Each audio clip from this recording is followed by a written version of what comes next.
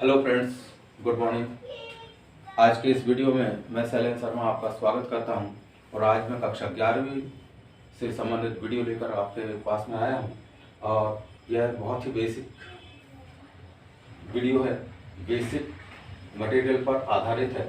आप देख रहे हैं कि ऊपर ब्लैक बोर्ड में जो है खातों का वर्गीकरण बतलाया गया है कि खाते मुख्य रूप से कितने प्रकार के होते हैं। आज मैं आपको प्रत्येक खातों के बारे में ऐसी जानकारियां दूंगा जिससे आपको खाते के बारे में कभी आप भूल नहीं पाएंगे कि खाते क्या होते हैं, कैसे होते हैं और इनकी प्रकृति क्या है, डेबिट क्रेडिट करने के नियम, सब मैं आपको आज थोड़ा सा बताने वाला हूँ। तो ध्यान दीजिएगा। सबसे पहले खातों का वर्गीकरण या खातों के प्रकार कि खाते मुख्य रूप से कितने प्रकार के रहते हैं। तो खाते तो ऐसे कई प्रकार के रहते हैं, लेकिन लेखांकन के दृष्टिकोण से खातों का वर्गीकरण जो किया गया है मुख्य रूप से दो प्रकार के खाते बतलाए गए हैं। पहला खाता आपका होता है व्यक्तिगत खाता और दूसरा खाता होता है आपका अव्यक्तिगत खाता। व्यक्तिगत खाता को इंग्लिश में बोलते हैं पर्सनल अकाउंट। क्या बोलेंगे? Personal account. और अव्यक्तिगत खाते को अंग्रेजी में क्या बोलते हैं? Impersonal account. अब पर्सनल अकाउंट क्या होता है, पहले इसके बारे में जानकारी देखते हैं कि व्यक्तिगत खाता क्या है।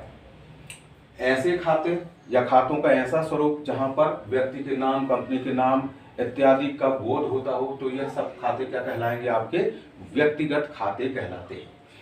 फिर अब ये व्यक्तिगत खाता पुनः तीन प्रकार का होता है। अब ये व्यक्तिगत खाते पुनः तीन प्रकार के होते हैं।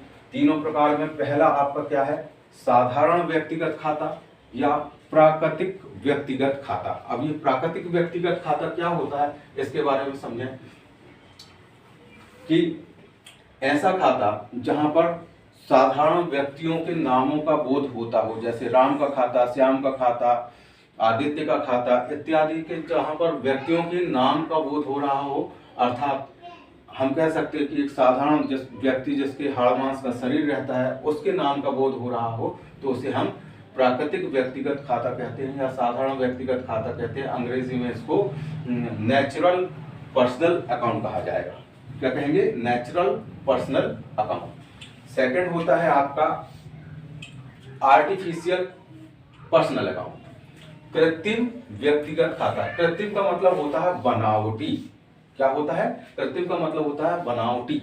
ऐसा व्यक्ति जिसका हाड़ मांस का शरीर नहीं है, केवल उसको अस्तित्व में लाने के लिए वैधानिक रूप से कार्यवाही की गई है, कानूनन वह अस्तित्व में लाया गया है। जरूरी नहीं है कि उस नाम का कोई व्यक्ति हो, तो इसे क्या कहेंगे? कृत्रिम व्यक्तिगत खाता।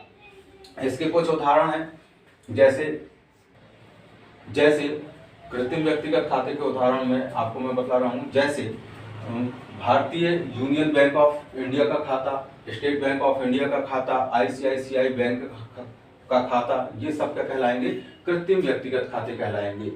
तो इस नाम का हो सकता है कोई व्यक्ति हो और हो सकता है कोई व्यक्ति ना हो। मतलब अस्तित्व में कैसा आया है? कानूनी रूप से इसको वैधानिक रूप से अस्तित्व में लाया गया है, इसलिए उसको क्या कहेंगे? कृत्रिम, आर्टिफिशियल पर्सनल अकाउंट।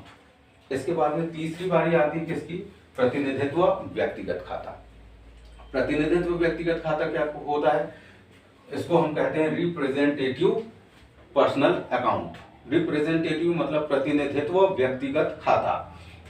अब प्रतिनिधित्व व्यक्तिगत खाता क्या होता है? ऐसा खाता जो व्यक्तियों के समूहों का क्या कर रहा हो? प्रतिनिधित्व कर रहा हो, तो हम उसको क्या बोल देते हैं? प्रतिनिधित्व व्यक्तिगत खाता कह देते हैं। जैसे किसी क्लब के 500 सदस्यों का वेतन क्या हो? अदत्त हो, तो अदत्त वेतन खाता क्या कहलाएगा?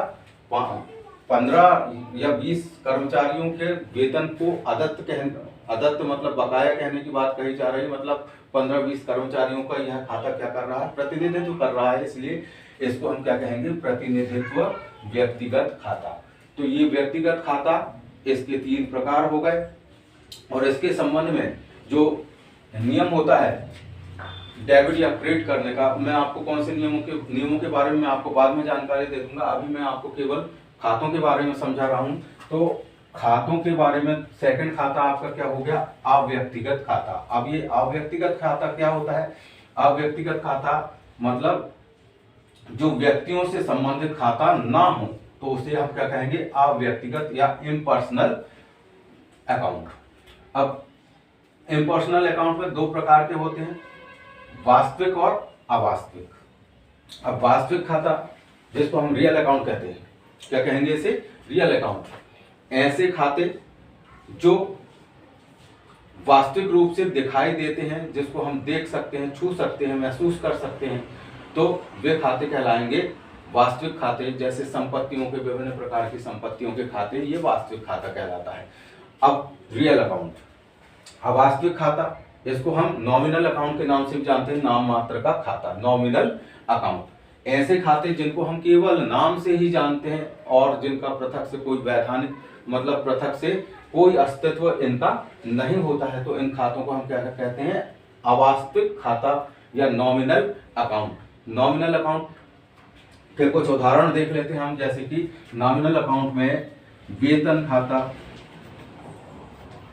सैलरीज अकाउंट, कमीशन खाता, बट्टा खाता। तो ये सब क्या है, वेतन खाता, कमीशन खाता, बट्टा खाता। इन खातों का कोई आकार प्रकार नहीं होता है, इस कारण से ये खाते नाम मात्र के खाते माने जाते हैं। जैसे कि वेतन 100 रुपये भी दिया जाता है, 1000 भी दिया जाता है, 500 रुपये भी दिया जाता है, 700 रुपये भी दिया जाता है, और इसका कोई निश्चित आकार नहीं होता है, तो इसको क्या कहेंगे, नाम मात्र का खाता, जिसका कोई निश्चित आकार ना हो। ऐसे कमीशन भी कोई आकार प्रकार नहीं होता है, भट्टे का भी कोई आकार प्रकार नहीं होता है, ये कम या ज्यादा दिए जा सकते हैं। तो ऐसे खातों को हम क्या कहेंगे, नाम मात्र के खाते कहेंगे, नॉमिनल अकाउंट कहेंगे। अब वास्तविक और अवास्तविक खाता आपके हो गए हैं। इसके बाद में मूर्त। वास्तविक खाता पुनः दो प्रकार का होता है, मूर्त और अमूर्त। अंग्रेजी में मूर्त को कहते हैं टेंजिबल और अमूर्त को कहेंगे इनटेंजिबल। अब मूर्त वास्तविक खाता, मूर्त वास्तविक खाता होता है संपत्तियों से संबंधित खाते। इसके उदाहरण क्या है, मूर्त मतलब जिसको हम मूर्त रूप में देख सकते हैं, जितनी भी भौतिक संपत्तियां हैं उनको हम मूर्त रूप में देख सकते हैं, जैसे भूमि, भवन, फर्नीचर, प्लांट, मशीनरी इत्यादि। ये सब इनको हम देख सकते हैं, छू सकते हैं, महसूस कर सकते हैं। तो यह सब क्या है, रियल अकाउंट के अंतर्गत टेंजिबल अकाउंट कहलाएगा, मूर्त खाते, मूर्त वास्तविक खाते। दूसरा है आपका अमूर्त खाते, अमूर्त। अब इंटेंजिबल अकाउंट, इंटेंजिबल अकाउंट क्या होता है, इंटेंजिबल अकाउंट मतलब ऐसे खाते, ऐसी प्रकृति के खाते जिनको हम देख नहीं सकते हैं, छू नहीं सकते हैं।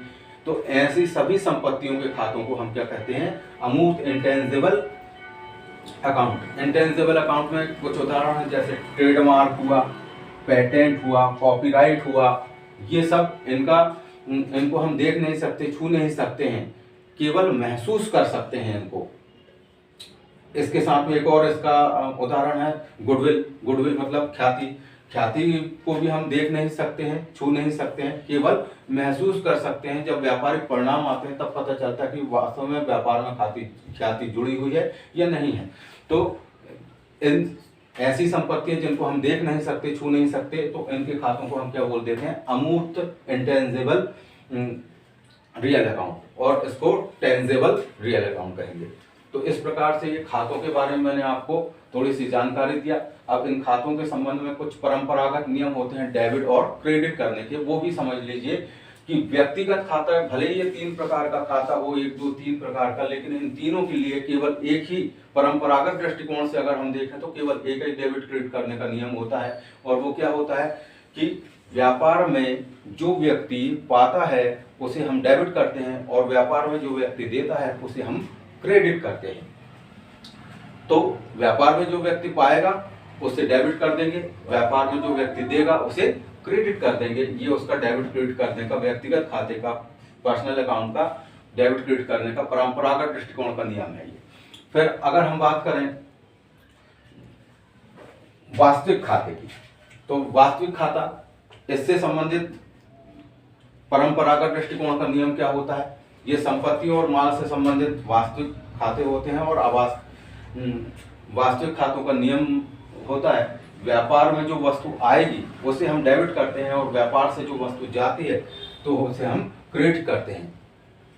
फिर से ध्यान से सुनिए, व्यापार में जो वस्तु आती है उसको हम डेबिट करते हैं, व्यापार से जो वस्तु जाती है उसे हम क्रेडिट करते हैं। इसी प्रकार तीसरा नियम इसका क्या होता है, नॉमिनल अकाउंट के संबंध में होता है। नॉमिनल अकाउंट के संबंध में नियम क्या होता है, व्यय या हानियों को हम डेबिट करते हैं और आय या लाभ को हम हमेशा क्रेडिट करते हैं। जब भी व्यापार में व्यय या हानि हो रही है व्यापार के दृष्टिकोण से तो उसे हम डेबिट करेंगे, और जब भी व्यापार में आय या लाभ हो रहा है तो हम उसको क्रेडिट कर देंगे। तो ये तीनों परंपरागत दृष्टिकोण के नियम थे। अगर इनको हम आधुनिक दृष्टिकोण में भी कन्वर्ट करते हैं तो वही परिणाम सामने आते हैं। जो आधुनिक दृष्टिकोण के परिणाम जो सामने आएंगे डेबिट क्रेडिट करने के, वही परंपरागत में भी सामने आते हैं। तो मैंने अभी आपको खातों का वर्गीकरण समझाया है और उसको खातों को डेबिट क्रेडिट करने के परंपरागत दृष्टिकोण के नियम समझाए हैं। उम्मीद करता हूं कि यह वीडियो आपको काफी मदद देगा।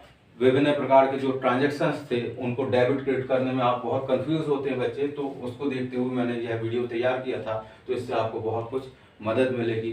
थैंक यू, धन्यवाद।